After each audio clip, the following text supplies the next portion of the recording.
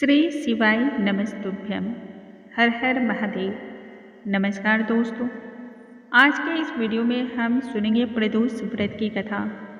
शुक्रवार को पड़ने वाले प्रदोष व्रत को शुक्र प्रदोष व्रत कहते हैं और इस व्रत में भगवान शिव माँ पार्वती की एक साथ पूजा अर्चना की जाती है। इस व्रत को करने से व्रतधारी को उत्तम संतान की प्राप्ति होती है।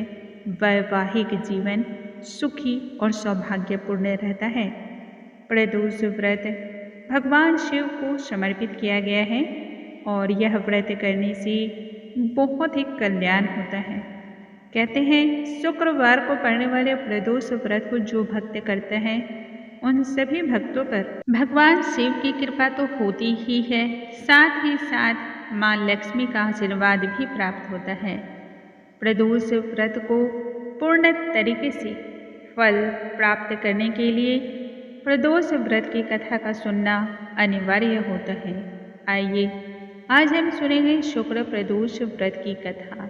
सबसे पहले महादेव जी का ध्यान कर लेंगे और फिर कथा आरंभ करेंगे। ओम नमो भगवते रुद्राय। इस व्रत के बारे में सूत जी कहते हैं, प्राचीन काल की बात है। एक नगर में 3 मित्र रहा करते थे। तीनों ही मित्रों में घनी मित्रता थी। घनिष्ठ मित्रता होने के कारण तीनों एक दूसरे के साथ हमेशा लगे रहते थे। उनमें से एक राजा का बेटा, दूसरा ब्राह्मण का बेटा और तीसरा सेठ का बेटा। राजकुमार और ब्राह्मण पुत्र का तो विवाह हो चुका था, परंतु सेठ के पुत्र का विवाह के बाद भी गौना भी नहीं हुआ था। एक दिन तीनों ही मित्र आपस में हंसी ठिठोली कर रहे थे और आपस में ही स्त्रियों की बातों पर चर्चा कर रहे थे। ब्राह्मण पुत्र ने नारी की प्रशंसा करते हुए कहा, जिस घर में नारी नहीं होती है वह घर भूतों का डेरा होता है।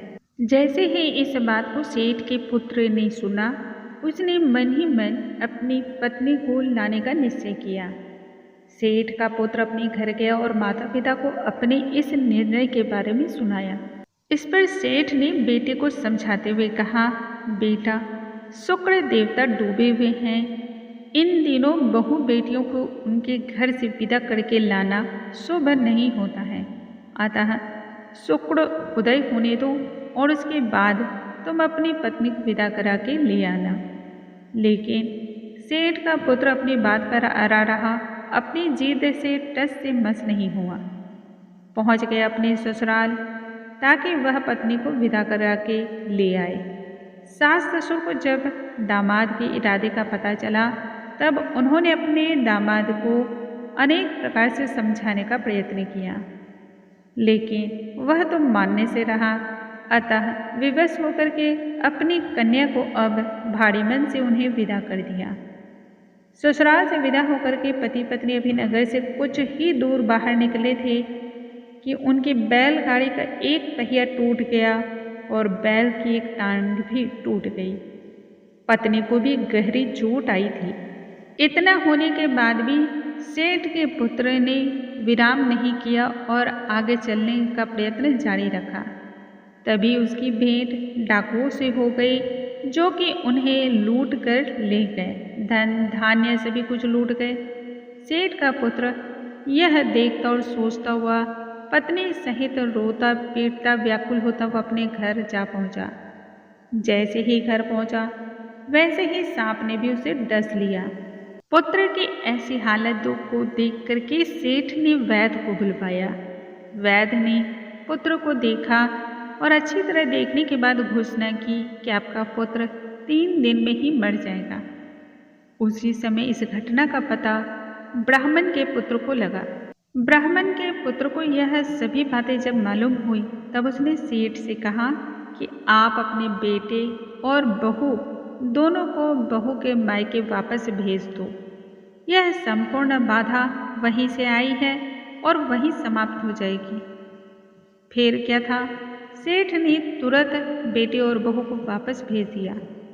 इधर ब्राह्मण का बेटा बोला, आपका पुत्र शुक्र के अस्त होने के बाद भी पत्नी को विदा करके ले आया है, इसी कारण यह विपदा भी आई है। जब ये दोनों अपने घर पहुंच जाएंगे तब सभी चीज़ें अपने आप ठीक हो जाएगी और पुत्र को भी जीवन का दान मिल जाएगा।